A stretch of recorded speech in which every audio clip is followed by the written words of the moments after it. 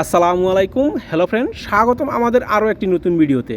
আজকের এই ভিডিওটিতে জানতে পারবেন অতিরিক্ত তেঁতুল খেলে যেসব ক্ষতি হতে পারে।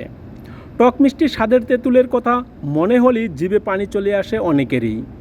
বিভিন্ন খাবারের সাথে খাওয়া হয় তেঁতুল, অন্যদিকে এর পুষ্টিগুণ এবং নিরাময় ক্ষমতাও প্রচুর।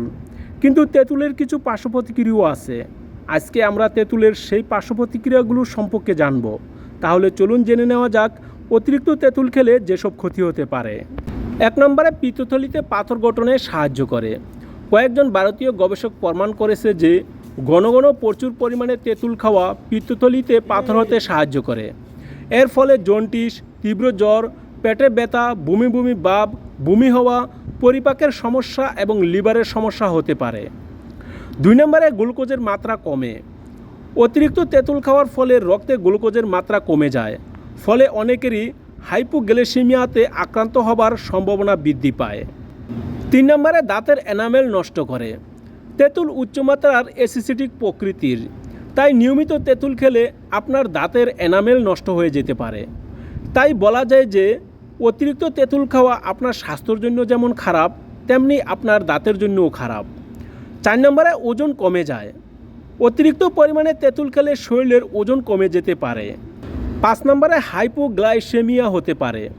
নিয়মিত অনেক বেশি পরিমাণে তেঁতুল খেলে রক্তের সিরাম গ্লুকোজের মাত্রা কমে যায় বলে হাইপোগ্লাইসেমিয়া হয়। পুষ্টিবিদরা প্রতিদিন 10 গ্রাম তেঁতুল গ্রহণের পরামর্শ দেন, যা নিয়মিত খাদ্য গ্রহণের 0.8%। এর চেয়ে বেশি গ্রহণ করলে শরীরে গ্লুকোজের ঘাটতি দেখা দিতে পারে। তাই ডায়াবেটিসের রোগীরা যারা রক্তের চিনির মাত্রা কমানোর ঔষধ গ্রহণ করছেন, তারা তেঁতুল খাওয়ার বিষয়ে সতর্ক থাকবেন। 6 নম্বরে জন্ডিস। অতিরিক্ত তেঁতুল খেলে জন্ডিসের মতো সমস্যা হতে পারে। 7 নম্বরে অ্যালার্জির প্রতিক্রিয়া সৃষ্টি করতে পারে। তেঁতুলের একটি সাধারণ পার্শ্ব প্রতিক্রিয়া হচ্ছে অ্যালার্জি বা অতি সংবেদনশীলতা। অনেক মানুষের মধ্যে এই ফলটির উপাদানের প্রতি সংবেদনশীল হতে দেখা যায়। এ কারণে তাদের মধ্যে র্যাশ, চুলকানি, ইনফ্ল্যামেশন, অজ্ঞান হয়ে যাওয়া, বমি হওয়া বা শ্বাসকষ্ট হওয়ার মতো লক্ষণ দেখা যায়। 8 নম্বরে শরীরে অ্যাসিডের পরিমাণ বৃদ্ধি পায়। তেঁতুলে প্রচুর পরিমাণে রয়েছে অ্যাসিডিক অ্যাসিড, যা খাওয়ার ফলে শরীরে অ্যাসিডের পরিমাণ বৃদ্ধি পেতে সাহায্য করে। অতিরিক্ত কোনো জিনিসই ভালো নয়। এই পৃথিবীর প্রত্যেকটি জিনিসেরই উপকারিতার পাশাপাশি বেশ কিছু অপকারিতাও রয়েছে। তেঁতুল তার ক্ষেত্রে তার ব্যতিক্রম নয়। তবু আমরা তেঁতুলে ভালো দিক গ্রহণ করে খারাপ দিক বর্জন করব। এছাড়াও যদি আপনি রক্তনালীর সংকোচনের ঔষধ গ্রহণ করে থাকেন, তাহলে আপনি তেঁতুল খাওয়া থেকে বিরত থাকুন।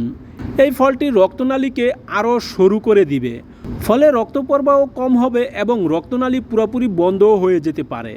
নির্দিষ্ট অ্যান্টিবায়োটিকের সাথে প্রতিক্রিয়া দেখায় তেঁতুল।